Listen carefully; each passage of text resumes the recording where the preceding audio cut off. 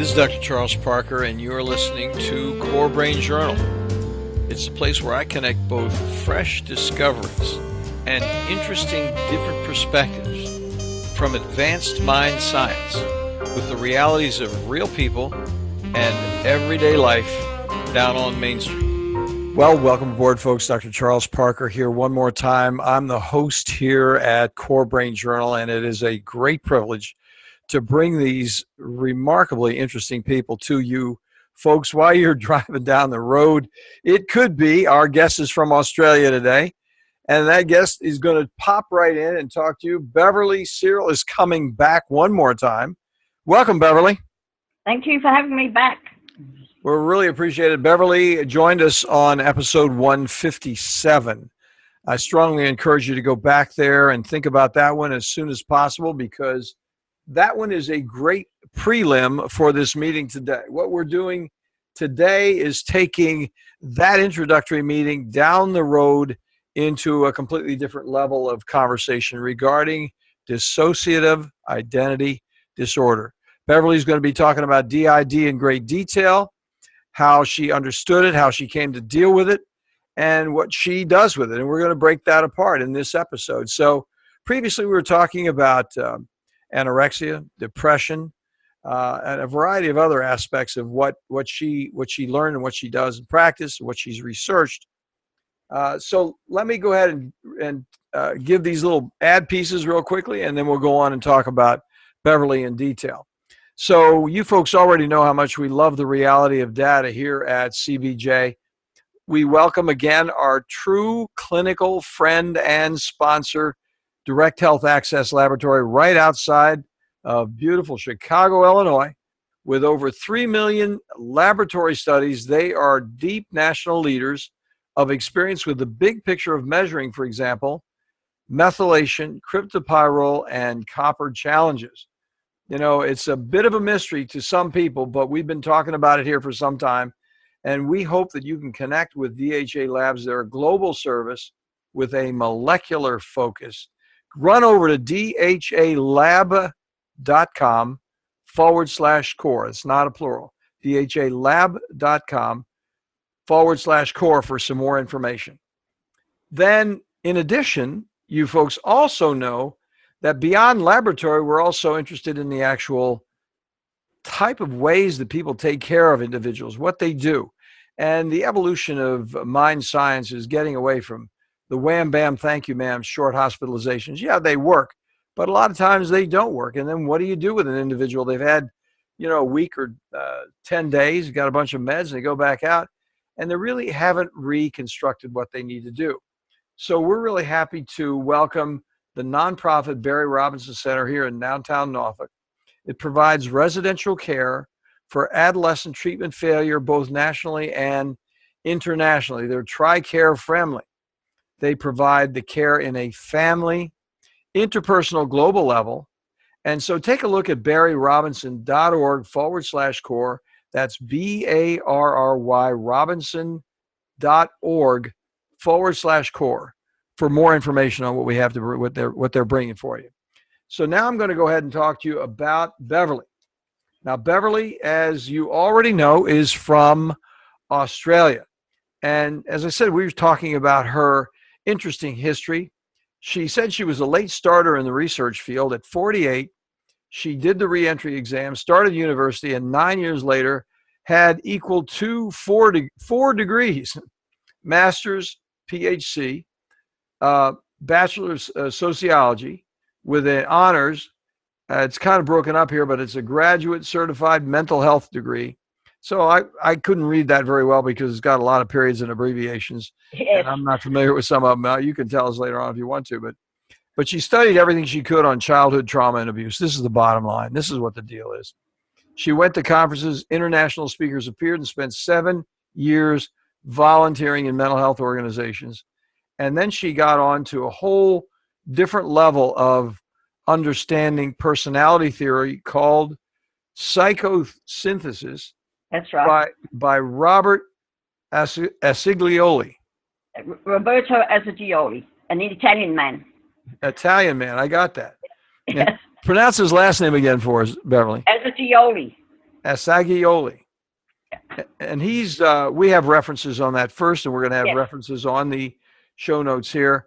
And she then met a woman running the Psychosynthesis Center of Southern Australia and explained Assagioli's theory, and they put the whole business together with personality theory and the latest on PTSD, limbic system trauma, and all the research that's done on PTSD, which is directly related to DID, Dissociative Identity Disorder.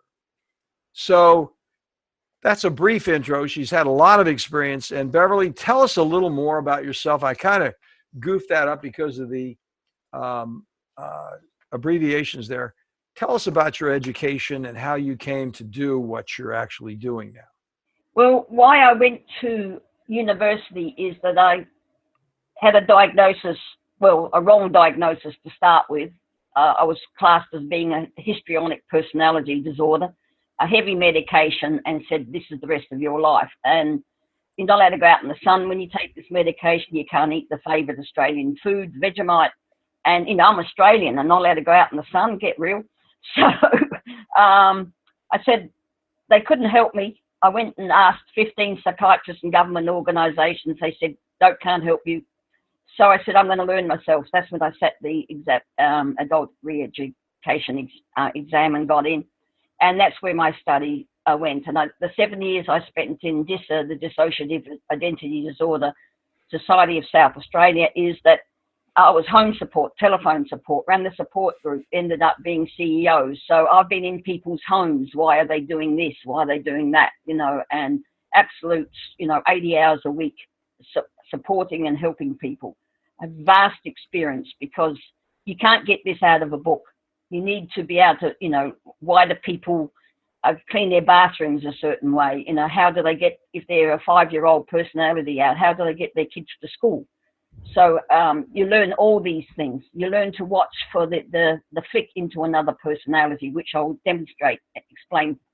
So, well, hold on just a second, because that sounds like a remarkable, I just want to tease that apart a bit. It sounds like a remarkable amount of direct clinical experience with yes. DID. I mean, yes. And that whole thing that you did for all those years, were they only doing DID? Or did they ever? No, I volunteered in the Schizophrenic Fellowship as well, and I volunteered in a women's community centre and ran groups for depression, anxiety, stress. But most of it was on DID. The importance was I had to get well. Yeah, that sounds so interesting, because every one of those homes that you went into would be opening another door. Yes. So go ahead and tell us a little more about that. So this is an important thing, because we've had some other people talking about DID, and I think it's important for us as clinicians to share, how can a person know that that's either their problem or it's a problem that somebody has that's close to them and they can't figure out what's going on? Could you talk to that point a little bit? Can I step in first, Sure. Chuck? And the problem is, there's so many conflicting opinions out there that you're told by professionals, like in my university lecturer said that it was so rare you'll never meet anyone. When I was volunteering in the Schizophrenic Fellowship, Irene from the education part, she said, whenever I give a talk, the first thing I say is schizophrenia, split personality is not multiple personalities. So there's an absolute mix-up there. I mean, one of my sister-in-laws, one of my brothers has DID. There's 3 out of the 5 of us. And she says, he shifted into that child personality. And then the next breath, she said, well, that's schizophrenia. So there's such a mix-up with it. So, and other people say, you can act it out if you want to. It's not real. Other people say the jury's out. They haven't proved it yet. So what I'm going to do is, I've written an ebook, which I'll be giving away to everybody. First of all, we're going to say, prove it exists, because that's the main thing. So the only... It does exist. It's not the figment of somebody's imagination making things up. And there are plenty of authorities that agree that this is a verified, very clear disorder that has certain aspects to it that if you don't pay attention to what's actually going on with this disorder, you're going to be throwing meds at people and nobody's going to get better. It's just going to be a long... They'll never get well. Yeah. And they're sick for life. which is a very, very bad thing to have to do. So all this research I've got here is in the book, so I'm not going to go into detail on it. It's in the ebook. I've got all the references there so you can look it up. Colin Ross is an expert on DID. He did the, I believe, the only epidemiological study. Dissociation is 10% of the population. DID is 1.3%. So that's equal to schizophrenia or anorexia. So they're out there. I mean, the DSM-5, it's in there. We have proof, you know, it wouldn't be in the DSM-5 if it didn't exist. I've also putting the dissociative experience scale. I'm putting that in the appendix so people can look at it. And oh, thank you very much. People really appreciate that. That's going to be a very, very interesting piece of material. We're going to have everything in this book to have a look at it. That's fantastic. Now, what's fascinating is that they've taken PET scans of different personalities in a person's head. And I've got pictures there of 2 different people with 3 different personalities. And you can see that the actual PETs, the scans, the energy of the brainwave pattern changes for each personality. So there's actually pictures demonstrating. That's in the book. And then there's been a study in Australia by, I can't pronounce it, Coriorio, Swinburne University. That's in there as well. Now, he did a fascinating one, because this is when they say you can act it out. A person can play up and act out. He had 5 DID people with 3 different personalities each, and then he matched them up with 5 actors. And what he got the actors to do, methodology actors, and what he got the actors to do was study the 3 different personalities so he could imitate them. So he had the DID people on the EEGs, and he traced all their brain patterns. And then he got the actors, the method actors, to act out like the DID personalities, like a child, adult, a male, or whatever. And he proved that the brainwave patterns don't change in the actor, but it does in the DID. And he says it's a way you can actually diagnose a person using the EEG to diagnose. So I felt that was fascinating. Yes, so that's all in the book. So what gets me is, why isn't it accepted? Why have we got so much backlash that it doesn't exist? It's so rare. You never meet anyone. You know, why is it? The only thing one of the main things I came up is the backlash of Freud. You know, he put women's issues back 100 years. You know, he first got the theory right, as you probably know, Chuck, that his histrionic clients, when he took it to a seminar and talked about it, he was laughed at, that this is a result of child abuse. And because some of his clients were daughters of his peers, so they weren't going to accept it. So he changed it, his theory, he recanted it. But when I was doing my thesis in the late 1990s, one of the researchers I found was a woman went into a psychiatrist and said, my father and my brother sexually abused me when I was a child. And the psychiatrist turned around and said, you must have hated your father and brother to make them do this to you. Oh, my gosh. Yeah. So it's only till the 1970s when the feminism came in and the women jumped up and down and said, we are having sexual abuse. This is happening to us. It's not a complex from Freud. This is actually happening. And they started investigating it from the women's viewpoint, because up until then, as you know, Chuck, most of the research was done by male psychiatrists and on males, because women had hormone problems and they believed they wouldn't become true in their studies. Well, just to say that a little differently, just for our audience, because you're saying a lot of things that are very important, and I just want to amplify on one point, because a lot of people don't, you say Freud and they don't know Freud, okay? So what is going on, what Beverly is saying, folks, is that Freud had this whole idea that the people lived in their unconscious, that they had certain dreams and fantasies and wishes that were either that were in their imagination. They were not real. They were things like the Oedipus complex. You know, they really wanted to marry their father, and because they were disappointed that they couldn't marry their father, they would have a frustration or whatever. And so what happens is Freud made the point that this was all unconscious. what Beverly is saying, it took a long time in psychiatry, post-Freud, for people to say, no, these traumatic events occurred in reality. Now, and there's still a debate about what's real and what's imaginary, and I think the issue that's so important about talking with Beverly, and Beverly, please correct me if I'm wrong, is a person like Beverly is going to separate reality from fantasy. Because in the process of working with the way Beverly is working, she's going to actually come to grips, a person is going to come to grips with the reality of their life, not the imagination. Well, the imagination, yes, but they separate them. Is that correct? Yes, that's right. So it's not in our imaginations that this is happening, it's real. See, I think another of the main problems is that it's not in the protocol of psychologists and counselors and that to actually test for it. Did you test for DID when you were in practice, Chuck? I not only didn't test for it, it was not really trained. We looked at it as a disorder that was extremely distant, and we wouldn't see it. And I wasn't in my career until I was in practice for several years, wherein I actually saw a patient who was suffering with this. I'm like, oh my gosh, here's a whole other thing. I've had this numerous times in my career, Beverly. Here's a whole other thing that I don't know anything about. Oh my gosh, here we are. It's one of the reasons I'm doing these, because I'm in the same shape you're in. Both of us are from different countries, different worlds, but both of us had transformational experiences when we realized the limitations of what we've been taught.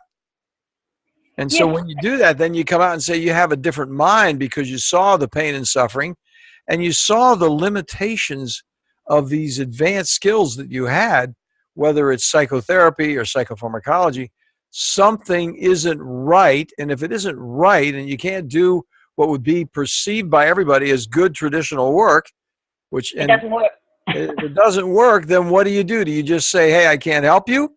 Or do you take it down the road and come up with other ideas and other conceptual frameworks in which to put a therapeutic project together? And unfortunately, the way they treat it in the sector is they expect you to meet and identify every personality and who they relate to and what's involved. And they say the average time of treating a person, and it's very difficult, they say, to treat somebody with DID. And a lot of them who do it only take 1 or 2 clients because it's so complex and difficult and emotional draining. It's anything up to 10 years. 1 to 3 therapy sessions a week for 10 years. Sounds like psychoanalysis. Yes, it's too long. It's too long. Well, let's say what you said again. Let's tease it apart, because you said some important things that we need to just break apart and get on. So the theory of the way you deal with it, and many people practice this technique, this theory, is reworking every single one of the identities. Yes, and their trauma. And the trauma of that identity. Yes. It's heartbreaking. It's too hard. Yeah, I can tell you some very sad experiences I had with a woman who was gang raped, and in a hospital, before I got there and I could see what was going on, they were having her attempt to relive the rape in front of everybody to somehow have a healing experience with this. It was an amazingly bad situation, which I intervened upon immediately. This is all the way, this is in the 80s. I mean, this kind of thing should not have taken place. No. So I think there's also a bit of politics behind not letting people know about it, because there's so much. I mean, the biggest money-making thing in the world is human trafficking. So you've got the pedophile rings and you've got the cults using children and handing them on. So they don't want people getting well because they've got them all, programmed in to do it. So that's why I've come to this second part is, did you know there's 2 types of DID? No, I didn't. Let's talk about it. Right. So what you've got is the reactive. This is the child at 3 being sexually abused, and 90%, it's mostly a female disorder, and over 90% is child abuse, sexual abuse. So I've only met one person of the hundreds of sub-personalities I've met who was not sexually abused to create the disorder. So it's over 90%. So 3 years old, they're being sexually abused. There's no one there to help them. So they have to split off and create somebody's going up into the ceiling and watches it happen. So they react to it. And the structure, and then because once you learn to react to dissociate, you do it over and over. It's a learnt technique. And the structure, every DID has a system. The system is like a village where you have the different personalities. So I call it a system. So when I talk about systems, you'll understand what I'm talking about. So their system has to be is in a picture form. And when you have a look at it, it's set up by a 3-year-old. So it could be structured on fairies in the bottom of the garden or a pop-up book, because it's a 3-year-old making this, the system. It's a little bit all over the place, and but you can work with it. There's nothing. And it's a structural system of internal protection. Yes, that works but it's reactive by a child. Now, the other type of DID is your structured person. That is person who's in a pedophile ring, a cult, where they're deliberately tortured, hypnotized, drugged to create the personalities. And then the adult who's running it and doing it structures the system. So they divide it into set personalities and what roles they are to have and what they do. And they give them a trigger word or something where they can use the word or the sound, and the personality comes out fully trained. That's a structured system. It's easier to work with because it's been structured by an adult. So there's more sense in there, more, as you say, structure into it. Well, but they had a healthy foundation for a while before they got into the situation. So they had a certain measure of maturity, even though it was a diminished measure, but it was still a certain level of maturity whereupon they could look at themselves more comprehensively. No, you're getting a little bit wrong there, Chuck. It's okay. Structured by an adult onto a 2 or 3 year old child. Oh, I did get that wrong. Okay. Yes. Okay. So they torture the child. See, that's my system. Oh my gosh, that's not unimaginable. That's yeah. Yeah, at 3 years old, my mother nearly died, and I was looked after for 6 weeks by the paternal grandparents, and he was a Satanist and a pedophile. And he had me for 6 weeks, and he systematically tortured me in 6 different ways and created 6 different structures and systems, and they were given names, and he could make a sound or say a word, and he had that fully trained personality to come out and do whatever he wants. That's unbelievable. That happened to you. Yes. So can you see my drive, my passion? Because I find out I've got this in my 40s, and I'm having all these flashbacks, and no one can help except for heavy drugs. So it's easier to work with a structured person because you know that an adult has structured it, so there's more logic in it. But oh yeah, I see what you're saying. As you can understand that, but the abuse is more horrific. So because it's more malevolent. It's more. Yes, yeah. Absolute. Wow. So how can you tell if you've got a DID client? There's things you can watch for or listen to.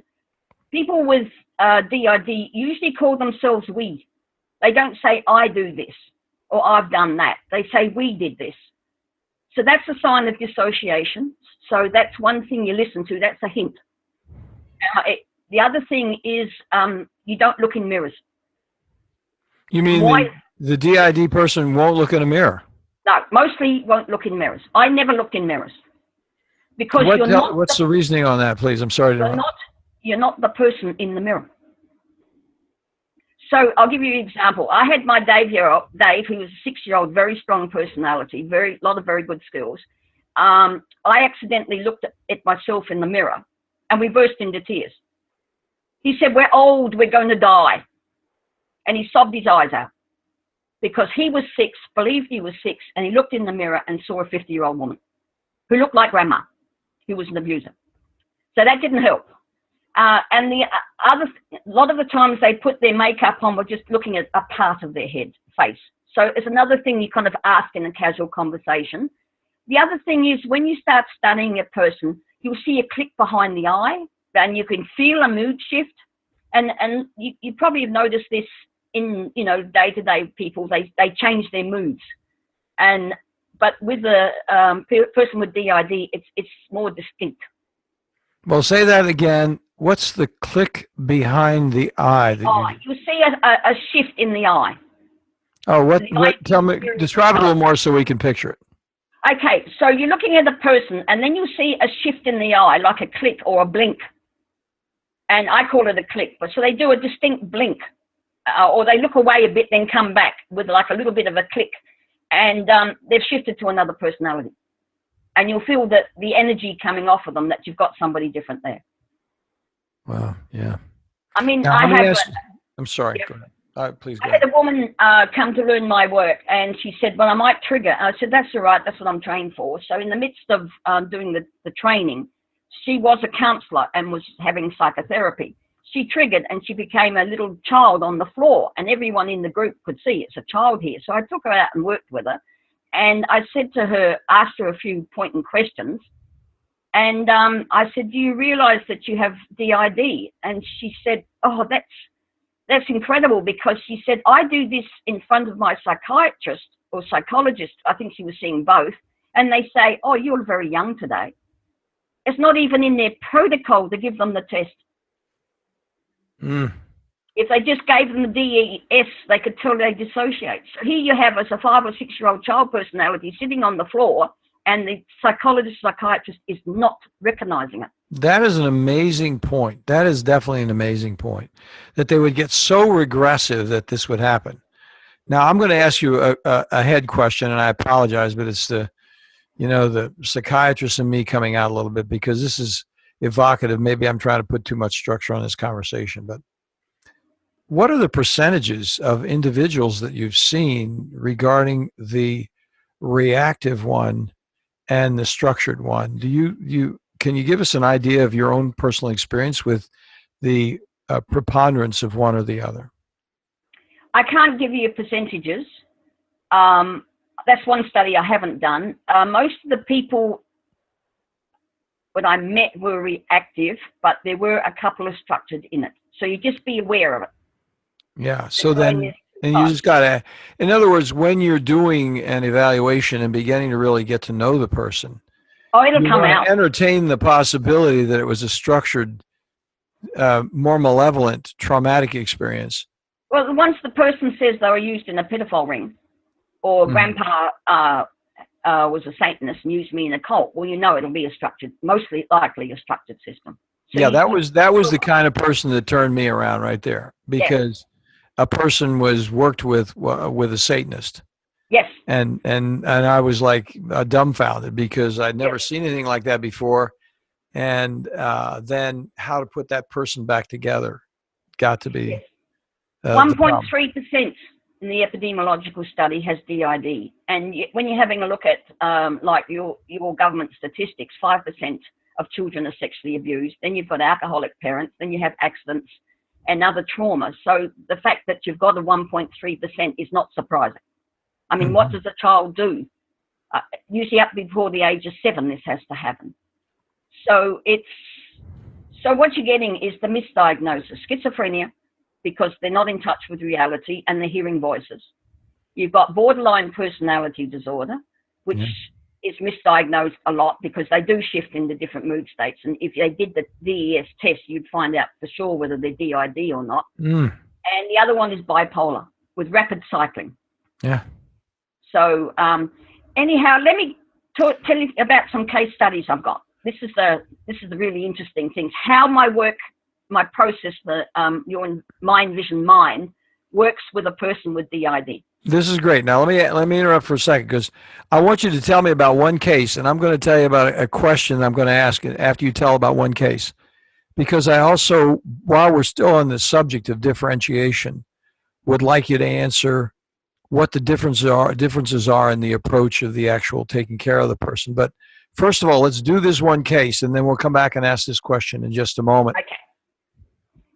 Right, so this is in my book, Reading to I, which you'll probably put the URL there, but I've got the woman's permission to use her name and photographs, so it's okay. So we have Barb, 40-ish, attended the group I was running, and then I started working she saw I was getting well over a period of time. And when I was running the group, I believe in education and empowerment. So every lecturer, every conference I went to, I'd come back and say, this is what they're learning about DID, this is what's happening. So when they saw me applying psychosynthesis to myself and starting to get well, Barb and another woman said, we want to do your work and videotape it so you can give it to the world. So these are brilliant, wonderful women. So Barb was misdiagnosed as a child as being retarded, and she was neglected mother, and she was adopted out to alcoholic parents. And this is the first and only woman I've ever known who didn't have sexual abuse. She had the other horrors in there. So when I started working with Barb, the main thing is that we need the inner self helper. You'll find this in working with DID. They talk about the inner self helper. This is a part of you who's been with you for life and knows everything about you. Now, I've applied this because you have a home in the head, and you know, you make it safe and happy, the first 5 steps of my work. And you go, after you've done these steps, you knock on the door to find out who's living there. Now, what we're looking for, and I'm asking for, is the housekeeper. I've used the term housekeeper instead of inner self-helper. So you find instantly within the first or second session, I have got the inner self-helper or the housekeeper, who then is your best friend counselor for the rest of your life.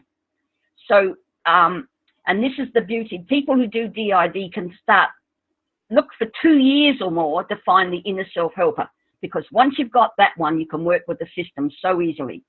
So Barb's inner self-helper was a personality called Shelby.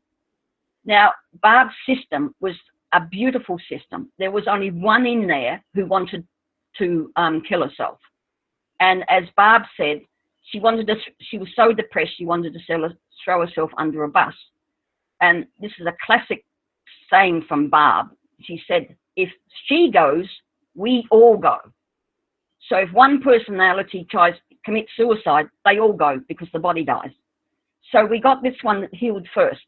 So the beauty of Shelby was that she would come out and she'd say to me, Beverly, Barb needs to get well.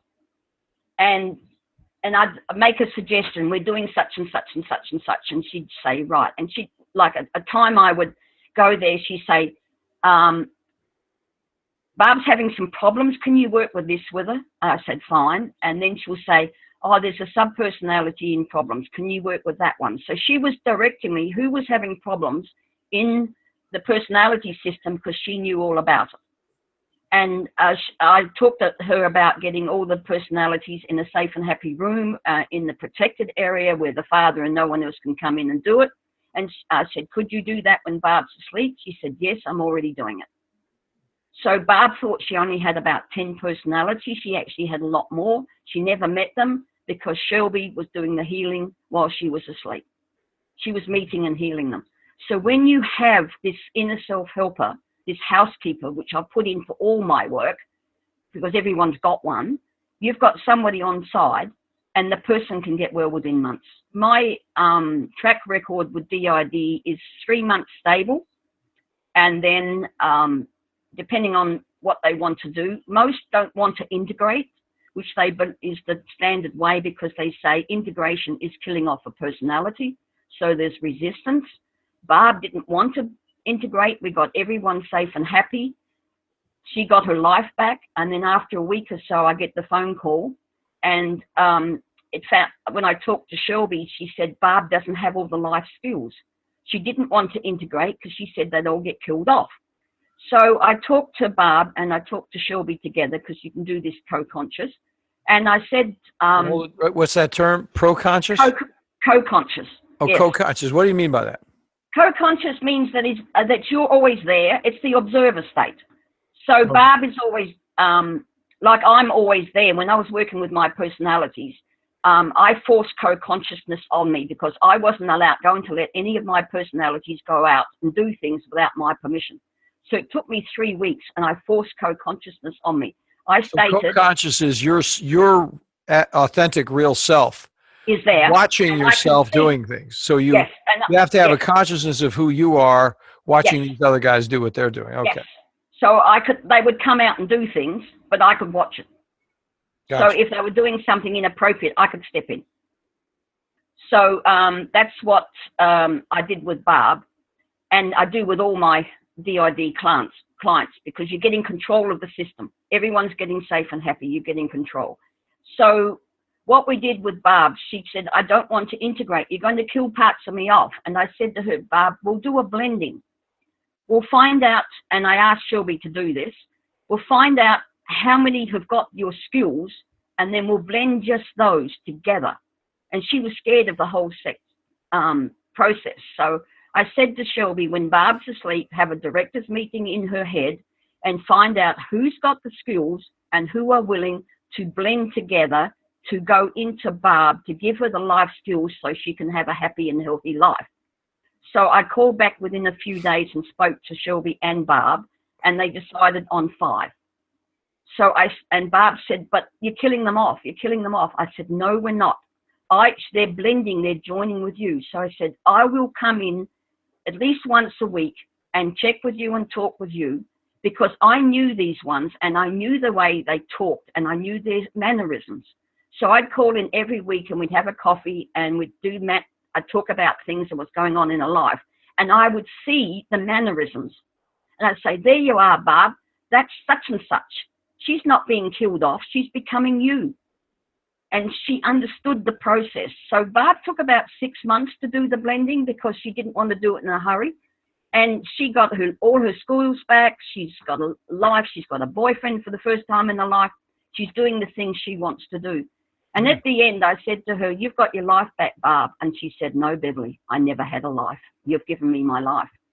And we had a big hug and a bit of a cry. I guess so. That's a big, big deal. Yes. Well, let me stop you right there, because I'm looking at the time, and this is so darn interesting. I mean, we could talk for 2 hours about this.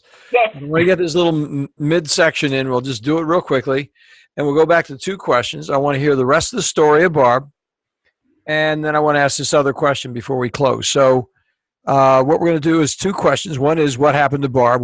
I'm cutting you off, and I apologize. But Yes. want to get this That's all right. And then the other one is, we want to find out what the differences are in terms of how you approach a structured person versus a reactive person. And so we'll come back and ask those questions in just a moment after a brief break here.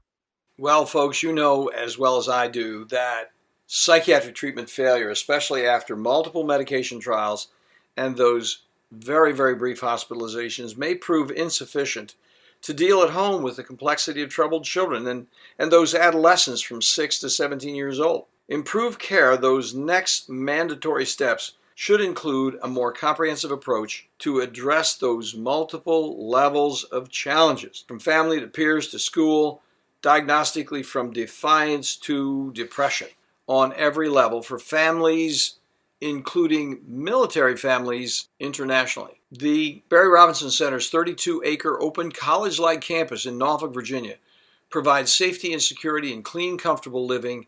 How do we know? We refer folks over there all the time, strongly endorse what they're doing.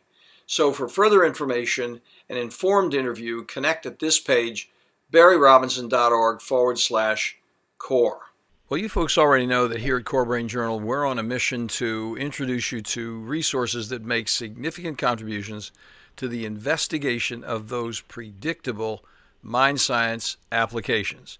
Our colleagues at DHA Lab Group provide a real difference with treatment options for people at every level, from first awareness of mind problems to those frustrating times when even well-informed treatment becomes surprisingly unpredictable.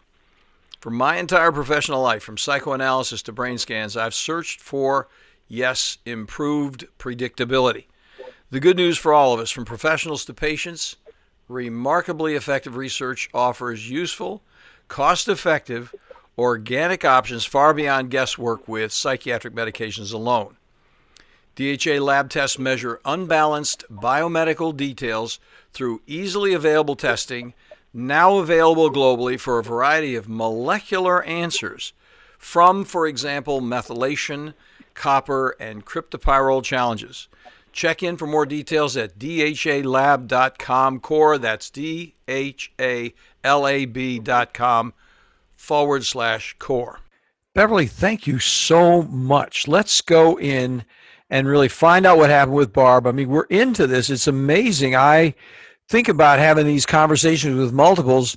I mean, that is a skill set that very few people have. I mean, I can't imagine myself doing it. I think I'm pretty good, but I would really have to get much more aware of how to manage those boundaries with relationships with other people. All in one conversation. Sounds amazing. So what did happen to Barb? How did that work out? She did get better, you were saying. Yes, she got fully better. And the vending finished. She joined, she was very involved with her local church. She got on the choir, and she did the support, doing home support, going and visiting people and talking to them when they were sick in bed, that type of thing. She joined Life Be In It, which is an organization here. We go on day trips and overnight trips. She has a life.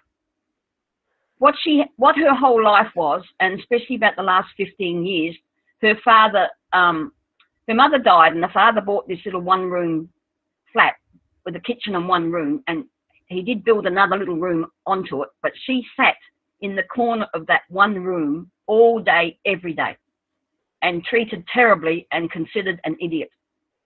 And that's where she stayed for 15 odd years.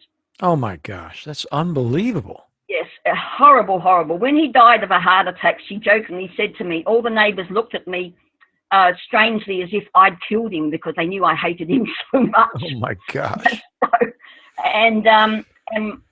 So she got well and had a life, and I was that pleased for her. So, and the privilege of helping people to get their life back and get well and reach out, because you've got all these wonderful skills in these people, but they can't do it. They're divided amongst all these different personalities. I've got a couple more experiences of people with DID. Now, you were asking the question of the difference you work with the structured or reactive. Yes, ma'am. It's the same process. Oh, it is? Okay. Yes. So well, that solves that question. Yeah. You're just being aware you're dealing with more children or more instability.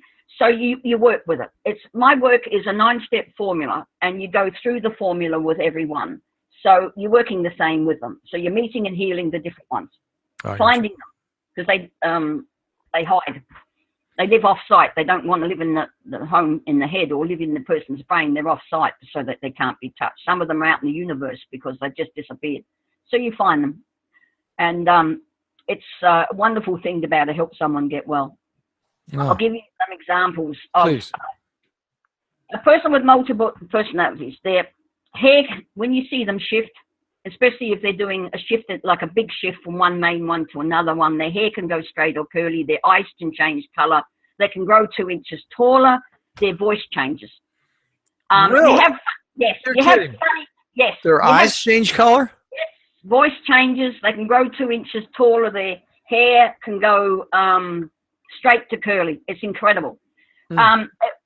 I had male personalities, and I was helping my mentor who helped me through university. We were doing some gardening, and she'd accidentally stood on an ant patch.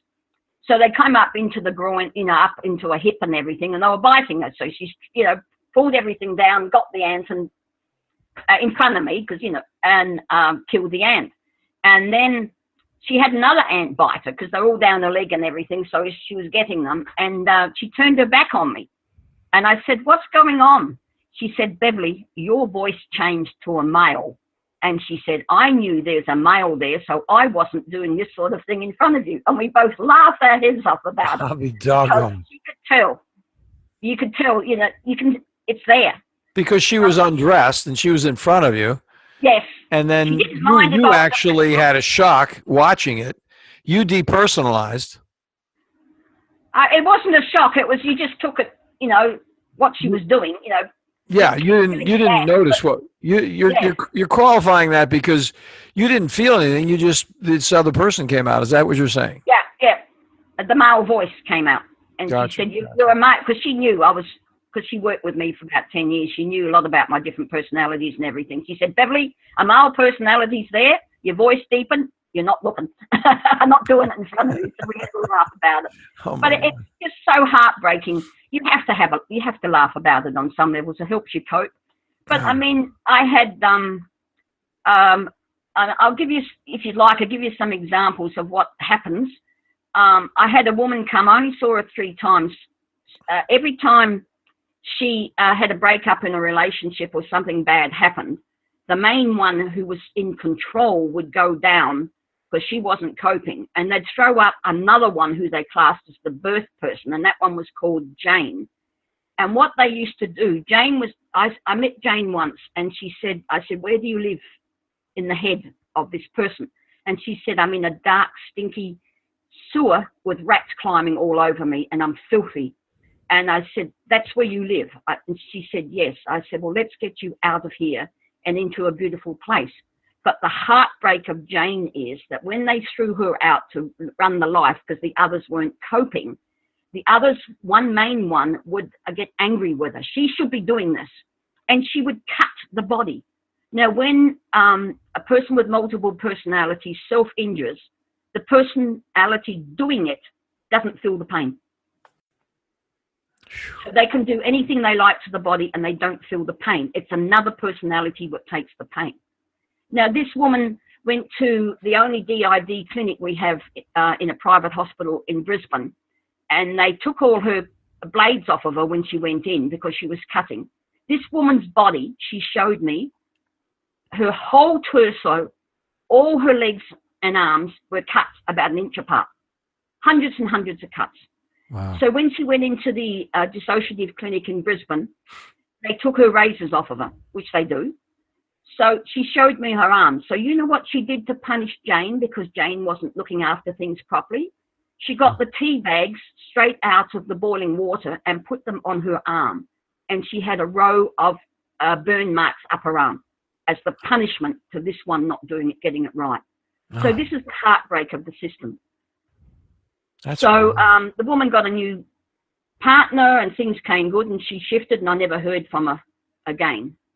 So this is what you can come up against. I mean, when I was in the group once, because we were the only one in South Australia, people would come 100 miles to attend the group. And a woman came in and she said, well, she said, I'm the mother personality and I haven't been out for weeks, so I don't know who's looking after my children. So you have the different roles. Your children know there's different people and different people there. So say what you just said. Say that again. Your little children know they can feel that they can feel the shift in the parents because they're sensitive, children are, and they know there's a child in there playing with them. They know that there could be an angry one and they run out and get out of the way. So your children can recognize it. So this woman had different personalities and one was the mother personality and she wasn't around. She wasn't out. So somebody else in her system was looking after her children. So this is the instability of, you know, who was looking after her flesh and blood children and what was happening to them. Did you find out? No. I only saw her for the 2 hours in the group. So she, and I wasn't working that was just one of the examples I had. So when you've got the different personalities coming out, each with a different role, and sometimes it could be a 5-year-old out trying to cut the kids' sandwiches and doing things, and they've got flesh and blood children older than the personality doing it. So you need to get the sub-personalities in a safe and happy home and have the ones who aren't old enough. I have a ruling, anyone under than 18 stays in the children's section unless they've got an important ability or skill which the adults would want in their life. So they have a choice. Do you want to stay a kid, you know, have horses out the back or a teddy bear or whatever, being looked after by a nurturing person there? No one can get you, you're safe, you're happy. Or do you want to grow up a little bit and be involved in the life? So that each personality has a choice. Mm. So, and that way you systematically go through. A lot of times when I'm working with them, when you get there, so we have a gate and a fenced area because you've got to have a safe, happy and home because you don't have a safe mind. And safety is one thing a lot of kids don't have. So your mind has to be safe and happy. So when I used to get to the gate with these personality I was working with, she said, oh, they're all lined off, up, ready to come in. They've seen this wonderful house. They want to move back in. So they help. you've got the housekeeper, the inner self-helper giving you advice, telling you needs to be worked on, works with you when you're not there. So within usually 3 months, the system's stable. And then they decide what they want to do, whether they want to blend or have. I had one woman who went to 3 personalities and stayed at that. Her decision. She's in the book as well, that woman. So now say this again, because I want to catch you. You're so used. You're actually talking German. I'm not familiar with it. Oh, right. It's just, yes. So I want to clarify a point, because I was following you with the crowd, and then you talked about the gate. And oh, yes. I didn't know if it was a metaphoric gate inside the person, or you were actually leaving and there was a fence and you had to go through the gate to get out of it. Okay, in my process, the first thing you do is you have decide on a beautiful place in the world you want to live, and then you get in a plane and fly and land there, and then you bring in the 5 senses to make it stronger. As you know, the subconscious mind, if you visualize it, believes you're literally there. That's why meditation and those things work. Yes. So you go up and find the home where your sub-personalities live. It's a guided visualization. I take you through it. You walk around the home to make it 3-dimensional. And then you come back to the plane, and then from the plane, you run a fence around your whole property with only 1 gate to go in and out. And that gate is kept shut at all times. And that gate has a security that only you have. Eye recognition, thumbprint, voice, a key. Now, just a second. You said something there. Where is that house located? Is that the good house with a gate around it? Yes. That's the home you set up as a child. I missed that because I got the airplane and I thought they were going someplace else. Yeah, no, they go to the retreat. Okay. To the home to find their, because you want it to be beautiful where you find your home. And then once they get there, then they go through it, they establish it, and then they put a geography on it. Yes, they come back and put a fence around it and a gate. So I understand. That's the way you can go in and out. And that means it's safe. Yes, now I get it. You can do addiction. There's all sorts of things you do. I do a free healing session where I actually give the first 2 steps to people who come on the webinar. So we'll give that. It's free to everyone, and we'll give the website details where people can book in and hear it. So good. So it's heartbreaking having the disorder. We call it a system blowout. When something big happens, you have a structure in your head, you have some form of system which is a little bit dysfunctional, but you've got a system in your head. But when you have what we call a blowout, and the personalities are going in and out all the time and there's no structure in there, that's when it gets really bad. I remember one woman telling me she had teenage children, and when her system blew out, one of her teenagers stood in front of her, yelled at her, "Where's my mother? I want my mother back. You bring my mother back," because the mother personality wasn't there anymore. So, there's a lot of heartbreak in this disorder. And being able to get these people well and stable within 3 to 6 months is just incredibly great. And when you've got an internal counselor in there working with you and doing things when you're not there, it makes life so easy. And the person gets well quickly. Yeah, I mean, it trivializes it to talk about guided imagery, because this is so complex. Because, with guided imagery, and we talked in our last conversation that I had done some guided imagery, and there are aspects of it that are somewhat like guided imagery. Yes. But the issue is this is so much more complex than guided imagery, because it is in a way guided imagery, but it's not as simplistic as guided imagery is with just one advisor. You got all kinds of personalities in one human being, and you're trying to look at their relationships, and actually you're doing family therapy. Yes, you're literally doing. See, the thing is, the guided imagery we're working with is in the limbic system, where all your damaged personalities, sub-personalities are trapped in their trauma. Because, as I said before, the limbic system doesn't have language and it doesn't have time.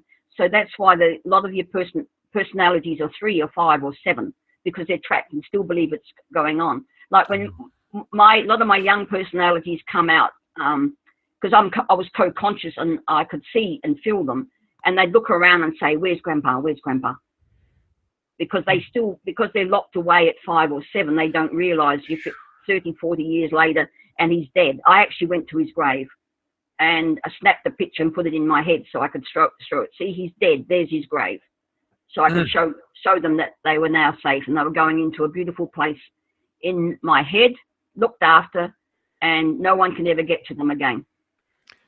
Wow, Beverly, we do have to stop because we could go on for a long time here, and I'm going to invite you back again because these stories are explicit.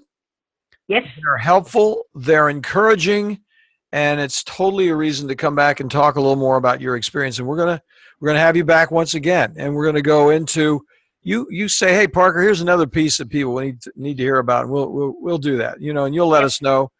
You'll tell Tiffany, and we'll get it together. I think. Yes, I think we maybe do it on voices in the head, because the voices in the head are a lot of them are multiple personality voices, and other of them are the abusers, and it's a way of being able to evict them. That's one of the 9 steps. Look, I'm giving training with a DD. My work can be. I'm training people over Skype. I've got a training package already up and ready to go. Yeah. And if my Envision Mind on the website will be practitioners, and there will be information for signing up. There's also information for coming on and hearing the first 2 steps and going through it. I literally go through the first 2 steps with you on the webinar, so that you can see it would work, because we're working with subpersonalities trapped in their trauma in the limbic system, and it has to be guided imagery because there's no language there. Doesn't matter. You can talk your head off. It will not change the pictures. You can do 20 years of psychotherapy, but the pictures are still there. And that's why people don't get fully well. You've got to get the pictures out of their mind, change the pictures. All these pictures, all this information are neurons firing. Nothing is set in concrete in your mind. As you know, it's aplastic. That's amazing. Take a deep breath. Everybody here, take a deep breath. We just actually what we did is we found the house, but we haven't really entered it and walked around. I say to people, don't go into the home. You walk around, make it 3-dimensional. What condition is it? Does it need fixing? I mean, some people's houses was they didn't have one. Some people, one woman had a shed with an old dying man in it. She didn't know who the man was. Oh my gosh. Other people had dilapidated, collapsed houses, and it's all fixable. Everything in your mind is fixable. There's your memories, everything are neurons firing. They're pictures in the limbic system, the trauma and the adversity. It can all be undone in gentle, guided visualization. No one aberrates. No one is screaming fits and reliving the trauma. You meet the sub-personality or personality. You put them through the healing process. You talk to them. You give them what they want to be happy. And they're healed. It sounds terribly interesting. I mean, it's complex. This kind of thing, because it's so complex, you can't talk about it in a couple of hours. We've spent really the good part of 2 hours talking about these things, and it just winds up being so complex. But it is infinitely reassuring that there's a way to talk about this, because... I don't believe it is complex now. I have a 9-step formula. Mm-hmm. If you follow the formula, which is 9 steps, you can do the work. It's as easy as that. Set formula, you do it. I like the way you're talking, Beverly. You got the right thing. And folks, she's going to have that book. It's going to be right there on the website. I can't tell you the specific number at Core Brain Journal is going to be right now, because we've had a little bit of a glitch in our scheduling system, so I can't really tell you right now what it's going to be. But it'll be up in about 3 or 4 weeks, and I should say 3 or 4 weeks. It's going to be up when you hear it. Yes, and also I wrote a book called We Into I, which is on Amazon, which talks about my journey, and also 3 other people with DID, their journey to getting well. So I'll give you the URL. I'll give Tiffany the URL for that as well. That's great. Do that. All right, Beverly. I mean, I have to take a deep breath. This is heavy. Yes, yes, I know. I'm very passionate. I'm very... thank you so much for giving me the opportunity. I'm an independent researcher. I've done all this on government, what we call a pension here. There's no one supporting me.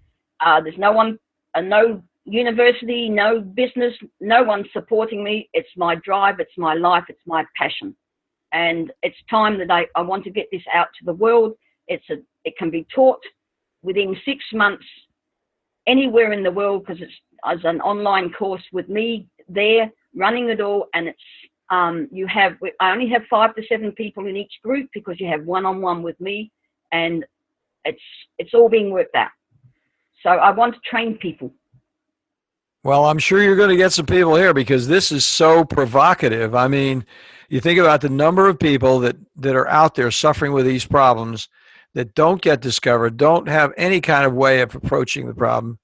And this is most encouraging. Thank you so much for taking the time, and we'll be back again. Yes, thank you very much. Thank you. You have a pleasant evening, girl. Yes, thank you very much. Bye-bye. Thanks for listening to Core Brain Journal. We're working every day behind the scenes to bring you reports that connect research benches with those street trenches. Here we share the complexity of mind science because, as you know, details really do matter. One of the most pervasive, misunderstood challenges is how commonplace medications, like those written for ADHD, are used so regularly without clear guidelines. If you think you'd like more specifics, take a minute to download my 2-page PDF packed with video links and references on the absolute essentials of how to start ADHD medications. They're easily available at corebrainjournal.com/start. Thanks for listening. Do connect and stay tuned. Together we can make a difference.